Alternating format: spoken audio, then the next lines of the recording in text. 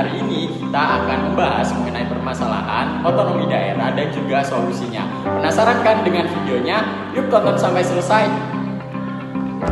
Halo, perkenalkan namaku Firman Rohmat dengan NIM 81114222347. Halo, perkenalkan nama aku Makfira Noviasa Fitri dengan NIM 8111422348. Halo, perkenalkan nama aku Zalina Minimarika dengan NIM 81114222350. Halo, perkenalkan nama aku Rachel Winda dengan NIM 811422351.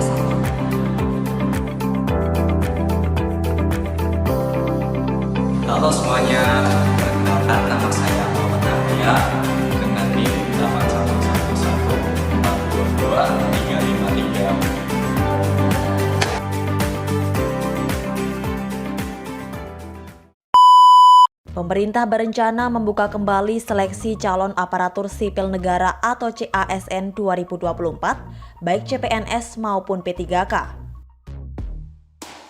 Rekrutmen CASN 2024 akan difokuskan untuk formasi pelayanan dasar seperti guru dan tenaga kesehatan. Selain itu, pemerintah juga akan tetap merekrut lulusan baru melalui seleksi CPNS 2024. Sementara rekrutmen tahun depan akan mengurangi jabatan-jabatan yang terkena dampak transformasi digital. Meski begitu, pemerintah saat ini membutuhkan SDM yang memiliki kemampuan dalam bidang teknologi informasi.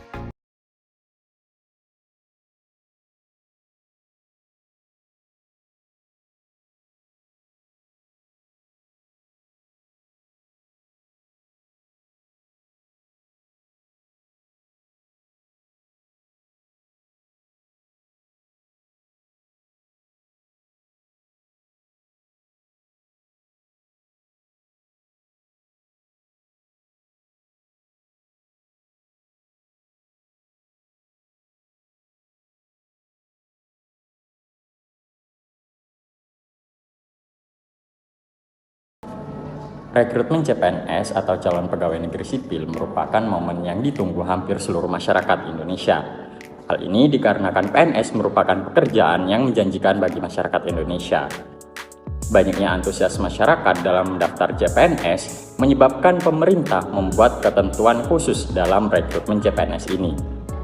Namun, dalam pelaksanaannya, ketentuan ini mengalami beberapa masalah. Salah satu masalah yang timbul adalah penambahan nilai 10 poin kepada putra-putri daerah.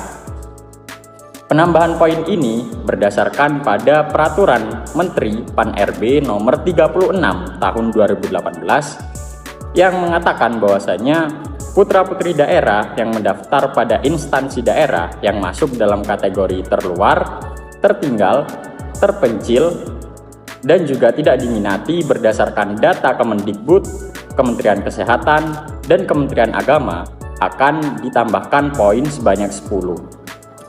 Namun titik permasalahannya adalah data yang harus diusut oleh pemerintah daerah dalam menerapkan tambahan 10 poin. Data tersebut berasal dari Kementerian Pendidikan dan Kebudayaan, Kementerian Kesehatan, dan Kementerian Agama. Akibatnya terjadi perbedaan data daftar sekolah tertinggal antara Kementerian Pendidikan dan Kebudayaan, Direktorat Guru dan Tenaga Kependidikan tahun 2018 dengan beberapa keputusan Bupati tentang hal yang sama. Contohnya ada pendaftar CPNS yang dinyatakan tidak lulus oleh BKD Kabupaten Barito Kuala saat seleksi penerimaan CPNS di SDN Batik Kecamatan Bakumpa karena tidak mendapatkan tambahan 10 poin pada nilai SKP.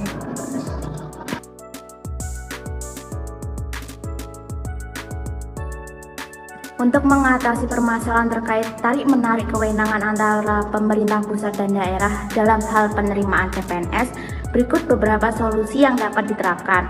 Yang pertama, harmonisasi data. pemerintah pusat dan daerah perlu melakukan sinkronisasi data dan harmonisasi data yang digunakan untuk penambahan nilai bagi putra-putri daerah. Ini dapat dilakukan dengan membangun sebuah sistem informasi terpadu yang dapat diakses oleh semua pihak terkait. Lalu, solusi yang kedua terkait kebijakan yang jelas. Perlu adanya kebijakan yang jelas dan konsisten terkait kriteria dan prosedur dalam hal penerimaan CPNS. Kebijakan ini harus dilakukan atau disosialisasikan oleh semua para pihak agar tidak terjadi kebingungan. Yang ketiga, pemerintah dapat membuat mekanisme pengaduan efektif bagi pihak-pihak yang merasa dirugikan. Lembaga Ombudsman ataupun lembaga serupa dapat menjadi mediator dalam mengatasi permasalahan tersebut. Yang keempat, pemerintah dapat melakukan sosialisasi dan pelatihan secara berkala bagi pihak-pihak yang terlibat dalam proses rekrutmen CPNS, baik di tingkat pusat maupun di tingkat daerah. Hal ini untuk memastikan bahwa semua pihak yang terlibat memiliki suatu pemahaman yang sama tentang prosedur yang berlaku. Nah, selanjutnya pada poin kelima ada review dan evaluasi berkala. Nah, di mana pemerintah dapat melakukan review dan evaluasi berkala terhadap proses rekrutmen CPNS untuk mengidentifikasi dan memperbaiki kelemahan yang ada dalam sistem tersebut. Yang terakhir adalah transparansi dan akuntabilitas. Pemerintah diharapkan untuk meningkatkan transparansi dan akuntabilitas dalam setiap tahapan rekrutmen CPNS. Hal ini dapat mencakup pengumuman publik yang jelas tentang formasi, kriteria, dan hasil seleksi.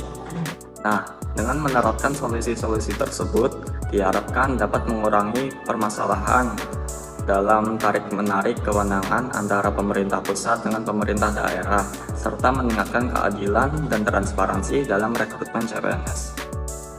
Itulah penjelasan video terkait permasalahan rekrutmen CPNS dan solusinya. Terima kasih telah menonton. See you.